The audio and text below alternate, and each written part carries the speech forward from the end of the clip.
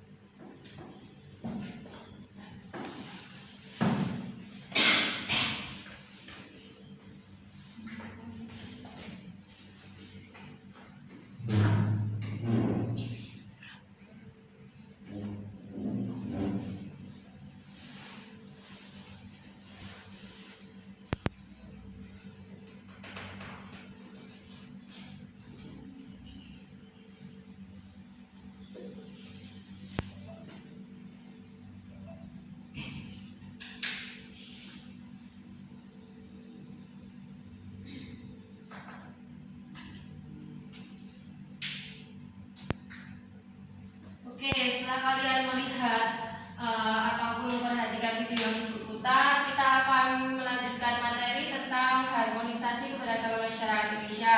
Di dalam video tadi sudah banyak mengenalkan keberagaman yang ada di Indonesia. Jadi kita sebagai masyarakat Indonesia harus terus menjaga kelestarian itu. Empat pokok materi yang kita bahas hari ini adalah harmonisasi dalam keberagaman sosial budaya. Yang kedua, harmonisasi dalam keberagaman ekonomi pada masyarakat. Dan yang ketiga, harmonisasi dalam keberagaman gender pada masyarakat. Oke, yang pertama kita akan belajar tentang harmonisasi dalam keberagaman suku budaya. Keadaan sosial budaya pada masyarakat Indonesia yang beraneka ragam diperlukannya adanya harmonisasi dalam masyarakat. Terciptanya paduan selaras, saling menghormati, saling menyayangi, serta mengintegrasikan dan menyelaraskan segala macam-macam perbedaan secara ikhlas dan alamiah di lingkungan sosial budaya. Kehidupan masyarakat Indonesia yang berasal dari latar belakang yang beragam suku, budaya, tradisi, pendidikan, ekonomi, dan sebagainya merupakan kodrat yang harus diterima oleh bangsa Indonesia. Untuk Mbak Maya, tolong dibacakan tentang keberagaman sosial pada masyarakat. Keberagaman sosial pada masyarakat Indonesia melahirkan bermacam-macam status sosial, mata pencaharian, serta kedudukan dari jabatan dalam masyarakat. Keanekaragaman budaya daerah Indonesia yang memiliki ciri khas masing-masing berupa alat musik tradisional, senjata tradisional, rumah adat, dan lain-lain. Kita akan lanjut tentang harmonisasi dalam keberagaman ekonomi pada masyarakat. Keadaan masyarakat yang mengalami kemiskinan serta tidak mampu memenuhi kebutuhan hidupnya meliputi makanan, pakaian, tempat tinggal, pendidikan, dan kesehatan merupakan akibat berkurangnya pendapatan masyarakat. Maka mereka mengalami penurunan daya beli barang-barang kebutuhan pokok. Hal tersebut menyebabkan masyarakat tidak dapat hidup secara layak. Kondisi perekonomian Indonesia beraneka ragam sesuai dengan tingkat penghasilan, pekerjaan, jabatan, maupun latar belakang pendidikan yang ditertibnya, sehingga hidup masyarakat pun berbeda-beda. Materi pokok yang ketiga adalah harmonisasi dalam keberagaman gender pada masyarakat. Tolong dibacakan Mbak Cika. Gender merupakan suatu sifat yang melekat pada laki-laki dan perempuan. Nah, gender menunjukkan bagian peran, kedudukan, dan tugas antara laki-laki dan perempuan berdasarkan sifat-sifat yang dimilikinya. Adapun permasalahan gender pada masyarakat itu yang pertama ada kekerasan, yang kedua ada tradisi, dan yang ketiga ada adat istiadat. Terima kasih. Oke, kita akan lanjut tentang faktor penyebab keberagaman Indonesia. Faktor ekonomi.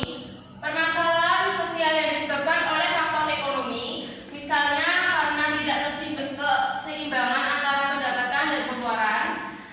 Yang kedua ada faktor biologis. Faktor ini menyebabkan timbulnya masalah penyakit menular, dan hal-hal lainnya karena terjadi kekurangan fasilitas kesehatan yang layak. Untuk faktor budaya, tolong dibaca Mbak Tika. Faktor kebudayaan yang berkembang saat ini banyak dipengaruhi oleh kemajuan teknologi serta masuknya budaya asing. Gaya hidup yang cenderung meniru budaya asing juga memicu munculnya masalah sosial. Oke, untuk faktor psikologis, tolong baca Mbak Vera. Selain ketiga faktor di atas, ada juga faktor psikologis. Masalah dari faktor ini dapat merusak juga psikologis suatu masyarakat sangat lemah. Oke, untuk materi Ibu hari ini sudah cukup. Ibu akan memberikan tugas pada kalian. Tolong ini nanti dikerjakan ya.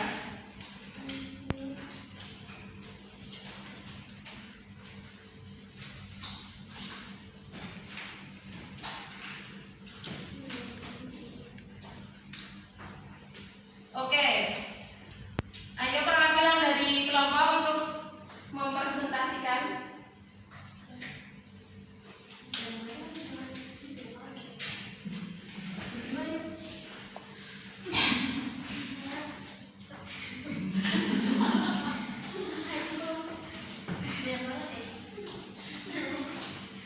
Ya, di sini saya akan menjelaskan tugas dari Ibu Fani untuk membuat mapping. Di sini ada harmoni dalam keberagaman masyarakat di Indonesia. Di sini ada faktor penyebab, gender, sosial, budaya, dan ekonomi. Nah, pada sosial budaya itu keberagaman sosial pada masyarakat Indonesia melahirkan bermacam-macam status sosial, mata pencaharian, serta kedudukan dari jabatan dalam masyarakat. Yang kedua ada gender. Gender menunjukkan pembagian peran, kedudukan, dan tugas antara laki-laki dan perempuan berdasarkan sifat-sifat yang dimiliki. Adapun faktor penyebabnya yaitu yang pertama ada kekerasan, kedua ada tradisi, dan yang ketiga ada adat istiadat. Selanjutnya akan dibacakan oleh Mbak Anil. Selanjutnya yaitu kondisi perekonomian masyarakat Indonesia. Itu beraneka ragam sesuai dengan tingkat penghasilan, pekerjaan, jabatan maupun latar belakang pendidikan yang ditempuhnya, sehingga taraf hidup masyarakat pun berbeda-beda. Dan faktor penyebabnya itu ada pengangguran, inflasi, korupsi, dan kemiskinan. Ya, terima kasih presentasi dari kami. Untuk Ibu. Terima kasih untuk anak-anak yang sudah mempresentasikan. Oke, karena waktu sudah habis, maka pembelajaran yang dicukupkan. Dapat disimpulkan bahwa kita tetap harus menjaga harmonisasi keberagaman yang ada di Indonesia tanpa memandang status apapun. Mungkin itu saja yang dapat Ibu sampaikan.